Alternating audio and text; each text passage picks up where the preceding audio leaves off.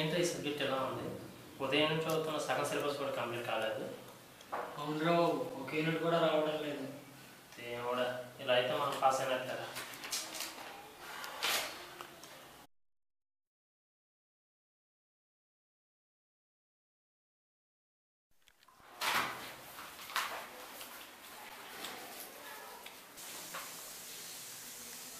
ఏంట్రా అప్పుడే చదివేస్తుందిరా?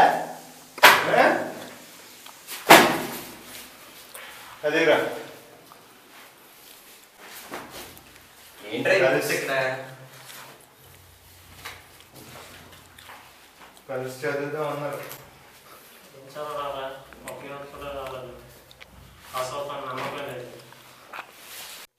అరే నీకు విషయం చెప్తా నేను.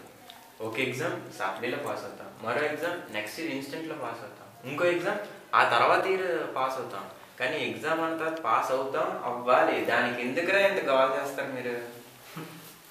చాలా నీకు సినిమా డైరెక్టర్ ఒకసారి బుక్ ఓపెన్ చేసి చూడు, ఒక్క క్వశ్చన్ కూడా రావట్లేదు తెలుసా?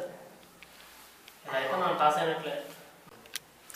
అయితే ఉంది, సింపుల్గా స్టెప్స్ పెట్టేద్దాం, పాస్ అవుదాం. మ్యాక్సిమం ఇంతవరకు అదే ట్రై చేస్తా, ఫాలో అయ్యా పాస్ అయ్యా. అరే స్లిప్ పెట్టి రాసేవాడు స్టూడెంటే కాదా? వచ్చా స్టూడెంట్ అమ్మ ఎవడో మొత్తం సిలబస్ అంతా చదివి ఏ క్వశ్చన్ ఇచ్చినా ఆన్సర్ రాసేవాడు. ఒకవేళ అవుట్ ఆఫ్ సిలబస్ నేను క్వశ్చన్ ఇచ్చినా తను చదివిన రిలేటెడ్ ఇన్ఫర్మేషన్ రాసేవాడు. నిజమైన స్టూడెంట్ రా. నీకు దమ్ముంటే అలా చదివిరా, ఎగ్జామ్స్ చూద్దాం. చదివి రాయడం అని దానికి ఎందుకు రా దమ్ము ధైర్యం? పురాతన కాలంలో స్టూడెంట్స్ అలా చేసేవారు. ఇప్పుడు స్లిప్ పెట్టామా, ఇన్విజిలేటర్ తెలియకుండా పక్కవాడికి పాస్ చేసామా, వెనకతల వాడికి చూపించామా అన్నట్టుగా ఉండాలి. వాడేరా స్టూడెంట్. అయినా స్లిప్ పెట్టని వాడు బీటెక్ స్టూడెంటే కాదురా. అయినా స్లిప్స్ ఏంట్రా, కష్టపడి చదివి రాయొచ్చుగా. బాబాయ్ నాకు ఒకటి అర్థం కావట్లేదు.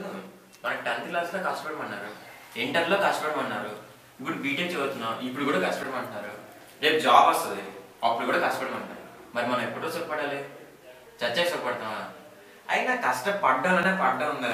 ఇలా పడి పడి పడితే తర్వాత లేకదు. కెరీర్ కెరీర్ రే. కానీ నాకు అర్థమైందిరా, నీకు చూసి పెట్టడం రాదు అంతేగా.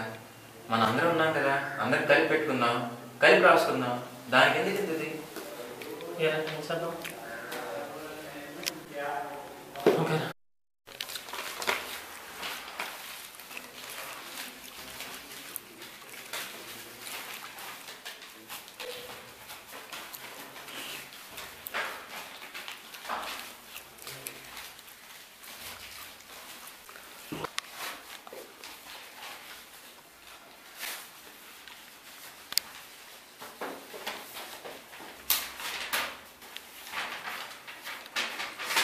అరే అలా మ్యాచ్ చూడండి, ఇంకేమో వదిలేసినట్టున్నాం. కంప్లీట్ అయిపోయాను. నా దీంతో కంప్లీట్ అయిపోతుంది. 4 యూనిట్స్ ఉన్నాయి చూడండి. Mental ego 3 units. అండ్ మిగిలిన కూడా కంప్లీట్ చేస్తారండి.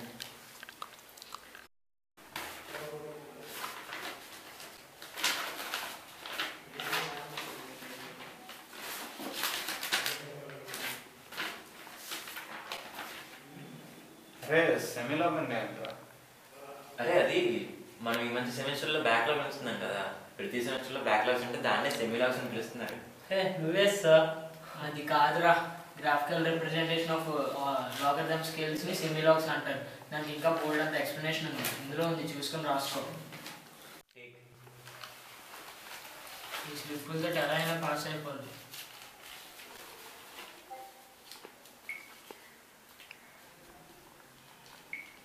ఈ స్లిప్ పెట్టింది ఎవర్రా? నేనే. మీ మామరా. ఏ ఎగ్జామ్కి ఏ స్లిప్ పెట్టాలో తెలియదు. ఆ స్లిప్లో ఇచ్చిన క్వశ్చన్ అసలు రాదు ఎగ్జామ్లో. వీళ్ళకైతే ఎలాగా స్లిప్ పెట్టా, వీళ్ళకైతే చాలా కష్టం. నువ్వేంట్రా అలా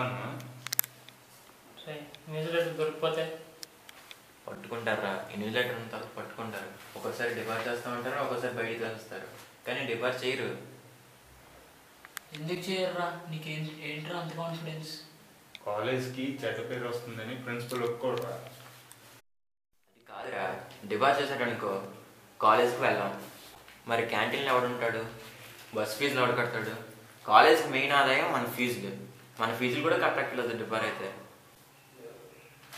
అది కదరా, దొరికిపోతే మరీ దాన్ని అందరి ముందు తిడతాడరా. ఇప్పుడు స్లిప్ న్యూస్ పేపర్ చదివినట్లు బెంచ్ మీద ఓపెన్ చేసి పెడితే పట్టుకొని ముందు పెట్టుకుని అనుకున్నావా? అయినా అంత పోర్షన్ ఉన్నాడు, నీకు స్లిప్ ఎందుకురా? వీళ్ళు చదువుకోవచ్చుగా. అయినా ఎగ్జామ్ స్లిప్పులు పెట్టి ఎగ్జామ్ రాయాలంటే సిగ్గు లజ్జ అలాంటివన్నీ వదిలేయాలి.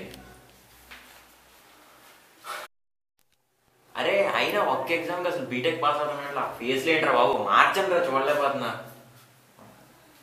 ఒకవేళ క్వశ్చన్ పేపర్ టఫ్గా వస్తే? Good question. చూడు కిట్టు, త్రివిక్రమ్ మూవీలో నాన్ స్టాప్ పంచ్ డైలాగ్ వచ్చినట్లు మన స్టూడెంట్లకి నాన్ స్టాప్గా టఫ్ క్వశ్చన్ పేపర్లు వస్తాయి.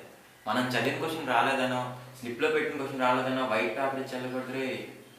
మన చేతిలో పెన్ను, ఇన్విజిలేటర్ చేతిలో ఎడిషనల్, పెన్ను ఎడిషనల్ రాస్తే రాసిన స్క్రిప్ట్ రెడీ అయిపోలేదు.